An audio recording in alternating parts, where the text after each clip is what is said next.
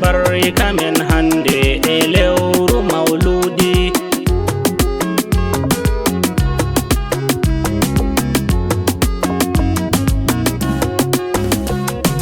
Inde jomam Allah malikal mulki,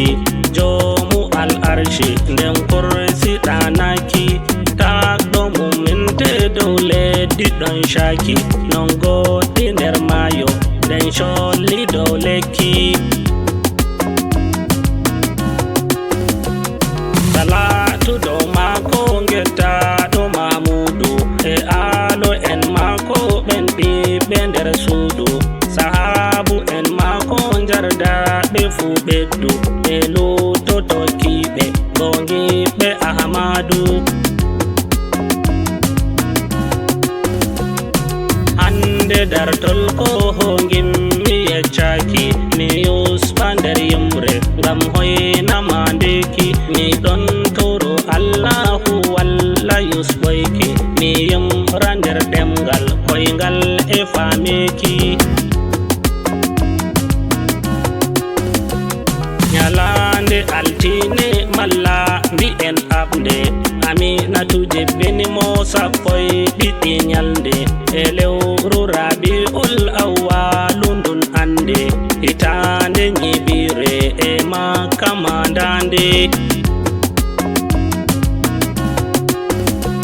Mo Baba Abdullahi nder lenyol mawɓe, lenyol Banu Hashim Allahu subtiɓe, ɗum yimɓe Qurayshu nder Makka ardiɓe, mawgol e nder leɗɗi andaɗi Araɓɓe.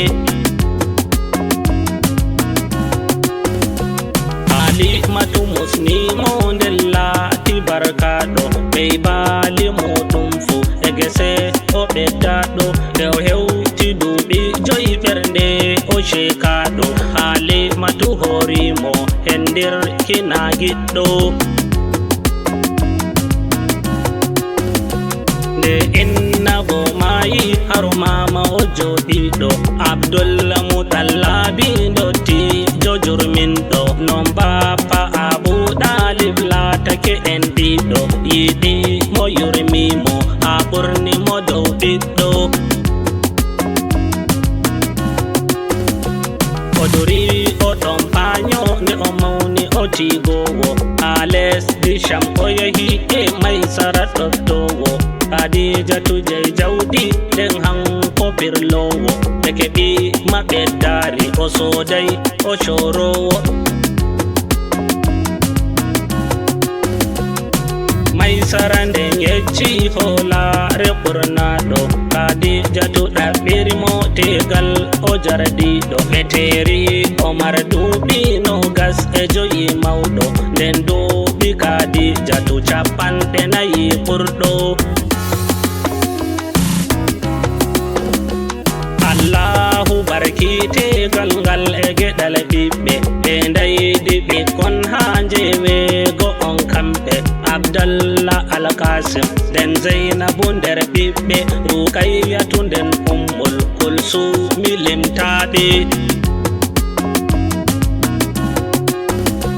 nden Fatima Zara'u talloti nder ɓiɓɓe, Bore Imam Ali ɓe ɓiɓɓe wappayɓe, o inna Alhasan e Huseyni taniɓe, jewego o ɓen kuɓi Ibrahima tokkiɓe.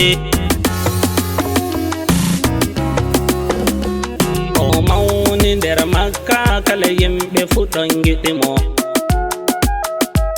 gongaku ɓe limtaymo, yankinare wala ɓurimo, non ɗalɓe noddaymo, nder muyɓe ɓe ɗawtamo, holare ɓe coftaymo, semtende ɓe cappaymo, teddinki ɓe ngukkaymo,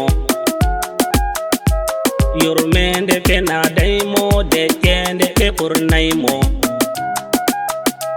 shahiɗo ɓe innaymo, gikkuji moƴƴuɗi fu e maji ɓe andirimo.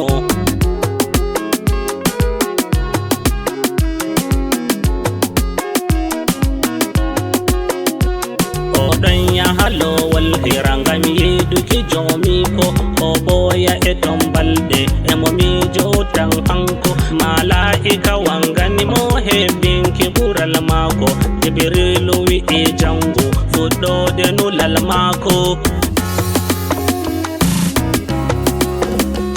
o hoti kore mako emo diwnana mere o ɗon wi'a kadijatu suddan e suddore o yecci ko feƴƴi e lowol pat wala fewre kadijatu nden fami nawol wona hoore nana kadijatu kakkelɗo nder rewɓe gam non o kalowo alatake sumpowo alatake ballowo non hoɓɓe ambernowo toriɗo adokkowo lesnaɓe a ƴeftowo ande a wala tosku a moƴƴuɗo nder yimɓe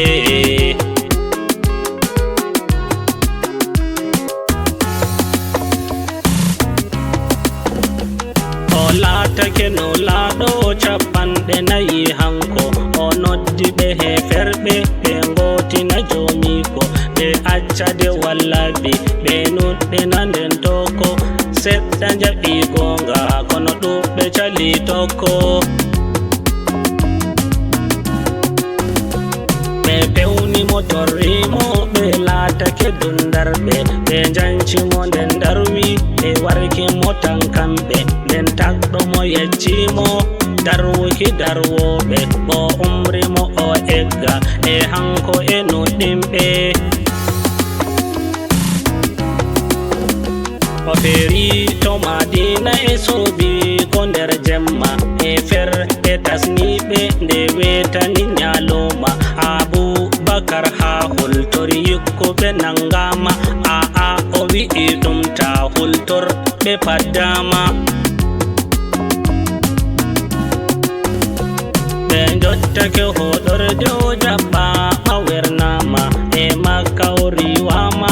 madina o wallama muhajirun woni julɓe e goyki ɓe dolama ansaru bo woni julɓe balloɓe ɓe gettama kangare e juldamku heɓama e madina e ɗon oɗo wi yimɓe o jangini qur'ana e dangrage juldamku o holli ɓe imana o weƴƴiti adulaku o umri ɓe ikwana o joɗi o no laaɗo no gas e tati duuɓi o laatake no laaɗo no capanɗe nayi duuɓi ta hisake nder limgal a hawtindiri duuɓi ko wuuri e nder duniya settin e tati laaɓi o hoti to jomiko nde o timmini janginki o holliti en kuuɗe ɗe dewal e ɗe huudeki o sendani en boɗɗum gam hoytina tokkeki non kalluɗe fu bangi ɗe catta woɗɗeki